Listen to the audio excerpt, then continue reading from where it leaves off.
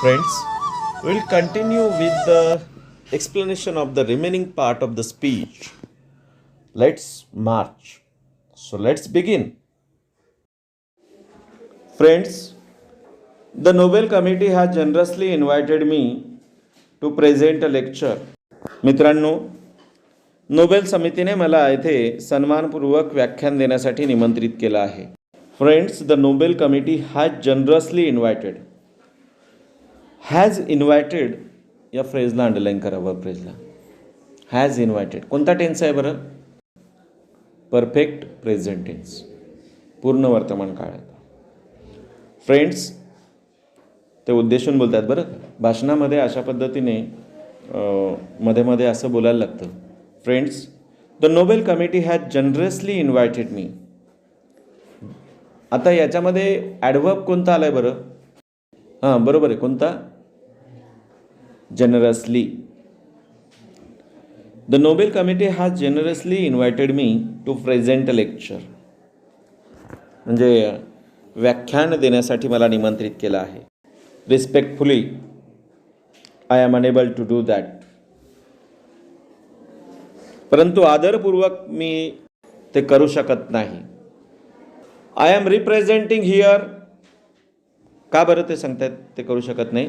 Because I am representing here the sound of silence, the cry of innocence and the face of invisibility.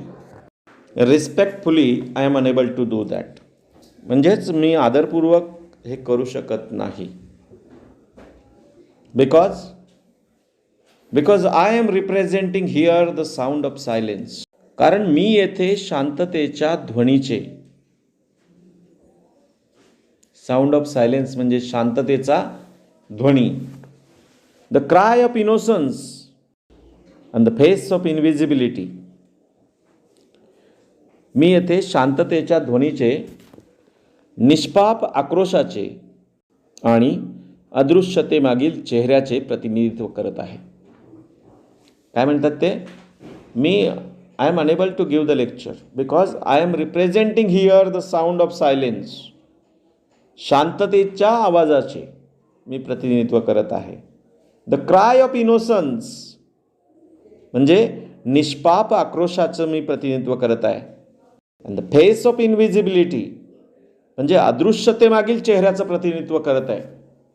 I represent millions of those children who are left behind, and that's why I have kept an empty chair here as a reminder.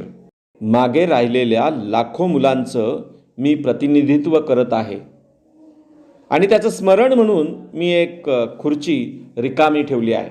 जेव्हा आपण त्यांचं original speech त्यांनी deliver केलेलं त्या पोडियमवरचं ते आपण पाहणार आहोत, तेव्हा तुमच्या लक्षात येईल की कशा पद्धतीने ते तिथे ॲड्रेस करतायत. म्हणजे लाखो मुलांचं प्रतिनिधित्व करतायत आणि म्हणून त्यांनी काय केलं की एक खुर्ची रिकामी ठेवली होती. कोणासाठी? ते काय दर्शवित होती? As if those lakhs of children are sitting there. I have come here only to share the voices and dreams of our children. I have come here. आता हॅव कम कोणता टेन्स आहे याच्यामध्ये? Perfect present tense. Yes, you are absolutely right. So I have come here only to share the voices and dreams of our children. याच्यामध्ये infinitive कोणतं आलं बरं? Underline करा. हां, बरोबर आहे Sujit. To share. So I have come here only to share the voices and dreams of our children because they are all our children. He gesture to everyone in the audience. ते हवं करतायत ऑडियन्समधील प्रत्येकाच्या. Because they are all our children. ती सगळी मुलं आपली आहेत. I have looked into their frightened and exhausted eyes. पुन्हा इथे वर्ब फ्रेजला अंडरलाईन करा बरं. Have looked. त्याच्या अगोदरचं जे वाक्य होतं आय हॅव कम, हॅव कमला अंडरलाईन करा. आणि त्याच्या पुढचं वाक्य आहे I have held their injured bodies and felt their broken spirits. आता यातील हॅव हेल्ड या फ्रेजला अंडरलाईन करा. बट इट कोणता टेन्स होतो बरं इथे? आपण थोडंसं टेन्सच्या अँगलने विचार करूया. कोणता काळ होतो? हां, प्रेझेंट कोणता आहे? Perfect tense. Exactly. So perfect present tense आहे याच्यामध्ये. कोणता? म्हणजे पूर्ण वर्तमान काळाची ही वाक्य आहेत. ते म्हणतात की मी इथे आलेलो आहे बघा. I have come here only to share the voices and dreams of our children because they are all our children. कारण ती सर्वच आपलीच मुलं आहेत. I have looked into their frightened and exhausted eyes.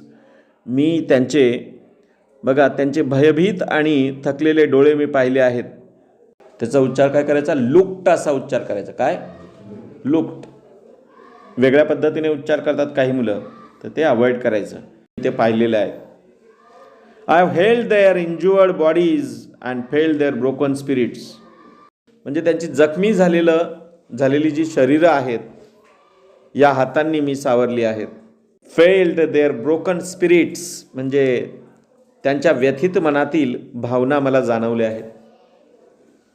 बघा, त्यांच्या व्यथित झालेल्या मनाच्या भावना ज्या आहेत त्या त्यांना जाणवल्या आहेत. कुणाला? कैलास सत्यार्थींना. 20 years ago म्हणजे किती वर्षापूर्वी? 20 वर्षांपूर्वी. अगो म्हणजे पूर्वी. 20 years ago in the foothills of Himalayas.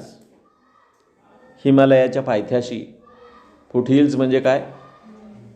पायथ्याशी. हिमालयाच्या पायथ्याशी I met a small skinny child labourer. कोण भेटलं त्यांना? ही आस्क्ड मी. त्याने मला विचारलं. काय विचारलं? बघा, त्यांच्या मनाला हात घालणारा प्रश्न त्याने त्या मुलाने केला.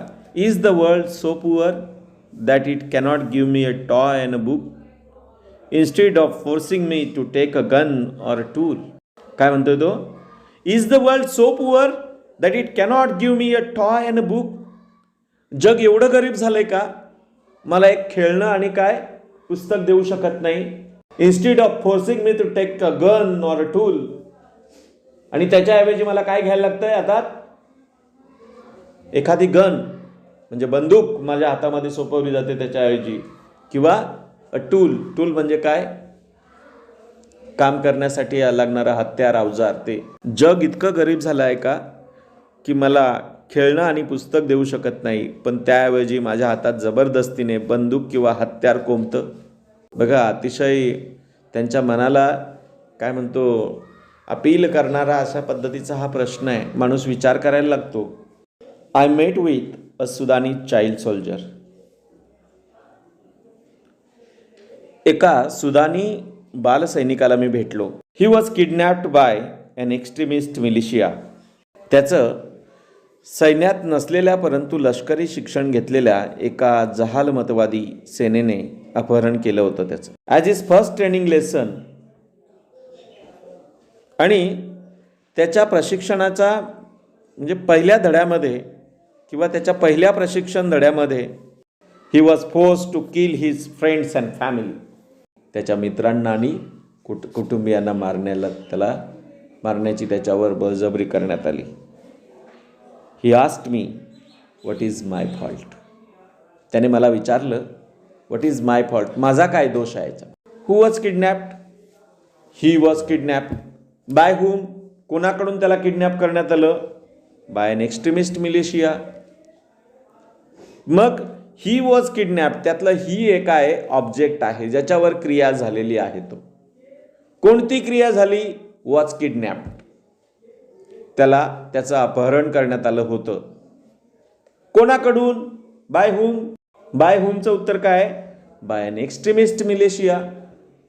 मग इथे डुअर कोण आहे ॲक्शनचा किंवा सब्जेक्ट कोण आहे? एन एक्स्ट्रीमिस्ट मिलिशिया हा सब्जेक्ट आहे. आणि अशा पद्धतीची रचना जेव्हा असते तेव्हा त्याला आपण पॅसिव्ह व्हॉइस म्हणतो. काय? आता याचं पॅसिव्ह व्हॉइसचं ॲक्टिव्ह व्हॉइसमध्ये रूपांतर करताना त्या वाक्याचं कसं होईल बघा. पहिल्यांदा काय घेतो ॲक्टिव्ह व्हॉइस करताना आपण? कर्ता घेतो. कर्ता काय आहे? An extremist militia. आता त्यातील जे सहाय्यकारी क्रियापद आपण वापरलंय वॉज ते निघून जाईल म्हणजे सिंपल पास्ट टेन्सचं वाक्य होईल ते kidnapped. An extremist militia kidnapped. हीचं का होईल him. An extremist militia kidnapped him. Extremist मिलेशियाने त्याला किडनॅप केलं. आता he was forced to kill his friends and family. हे वाक्य पुन्हा आपण अंडरलाईन केलं तर याच्यामध्ये वॉज फोर्स्ड, वॉज आणि फोर्स्ड आलाय, पास्ट पार्टिसिपल रूप आलंय वॉज नंतर. तर अशा पद्धतीची पण वाक्यरचना जेव्हा असते, टू बीचं रूप वॉज आणि पास्ट पार्टिसिपल, तर त्याला आपण म्हणतो पॅसिव्ह वॉइस. आता याचं पुन्हा ॲक्टिव्हमध्ये रूपांतर करताना कसं होईल, he was forced to kill his friends and family. आता याच्यामध्ये हू वॉज फोर्स्ड, ही. कोणाला मारायचं त्याला फोर्स करण्यात आलं, त्याच्या फ्रेंड्स अँड फॅमिलीला. पण कोणाकडून करण्यात आला फोर्स ते दिले का इथे, नाही. मग अशा वेळेस जेव्हा कोणाकडून असं काही दिलेलं नसतं तर तेव्हा आपण त्याचा करता, डुअर ऑफ द ॲक्शन असं काय घ्यायचं, दे. काय घ्यायचं. मग याचं पॅसिव्ह व्हायचं ॲक्टिव्हमध्ये रूपांतर करताना कसं करता येईल, he was forced to kill his friends and family. त्याच्याऐवजी देने सुरुवात करतो आपण. They forced him. काय येईल, दे वॉज निघून जाईल, फोर्स्ड हिम. हिचं काय होईल, हिम होईल, his friends and family. Friends, will continue the explanation of the remaining part of this speech in the next video. So keep watching our videos. Thank you.